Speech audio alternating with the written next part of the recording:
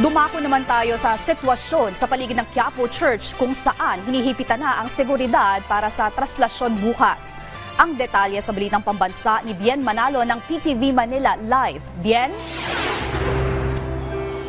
Sheila, pinaigting pa ang seguridad sa paligid ng Quiapo Church ngayong bispiras ng pista ng Poong Jesus Nazareno. Sa talakasan ng Manila Police District, umabot na sa mahigit 1,000 mga deboto ang nagsimba ngayong araw dito sa Minor Basilica and National Shrine o Jesus Nazareno. Samantala, may paalala naman ang pamunuan ng Quiapo Church sa mga politiko na wag nang bahiran pa ng politika ang pagdiriwang at sa halip ay gawin na lamang makabuluhan at sagrado ang banal na kapistahan.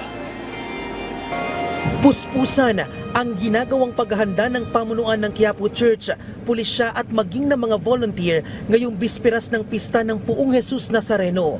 Nagsagawa ngayong araw ng flashing o paglilinis ang Raha volunteers katuwang ang PDRMO Bulacan sa main road ng Quezon Boulevard sa gilid ng Quiapo Church.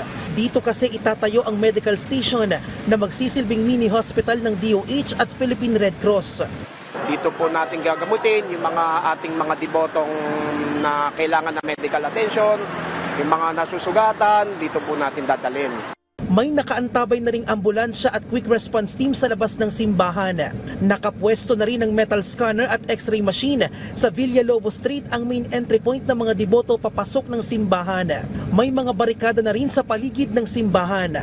Bawal na rin ang mga vendor sa paligid ng simbahan, maging sa main road ng Quezon Boulevard. Pero naglaan naman ng designated area para sa kanila. Ipinatupad na rin ngayong araw ang gun ban hanggang January 11. Gayon din ang liquor ban na magsisimula ng alas 9 ngayong gabi hanggang January 10. Maging ang no-fly, drone at sail zone sa paligid ng Quirino Grandstand at Quiapo Church. Isasarado rin sa mga motorista ang ilang kalsada sa Maynila na magsisimula mamayang alas 9 ng gabi hanggang sa araw mismo ng traslasyon sa January 9. Mahigpit pa rin ang paalala ng pamunuan ng Quiapo Church at Manila Police District sa mga deboto kaugnay sa mga dapat at hindi dapat gawin sa pagdiriwang ng Pista ng Nazareno 2025. Handa ang Quiapo Church na tanggapin at nakahanda kami kung sakaling dumami ang mga tao. Samantala, nagpaalala naman ang pamunuan ng simbahan sa mga politiko na huwag nang haluan pa ng politika ang kapistahan at sa halip ay ipaubaya na lamang ang banal na selebrasyon para sa mga deboto.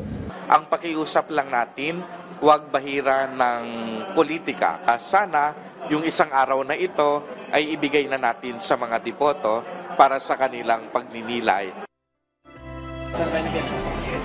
Sheila, mahigpit naman ang paalala ng pamunuan ng Quiapo Church sa mga deboto na wag nang sumampa pa sa andas para maiwasan ang disgrasya at mapabilis na rin ang usad ng prosesyon.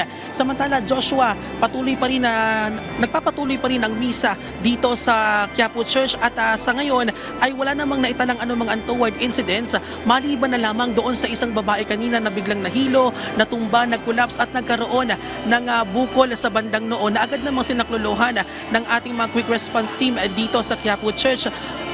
At yan muna ang update dito, Sheila. Balik sa'yo. Maraming salamat, Bien Manalo ng PTV Manila.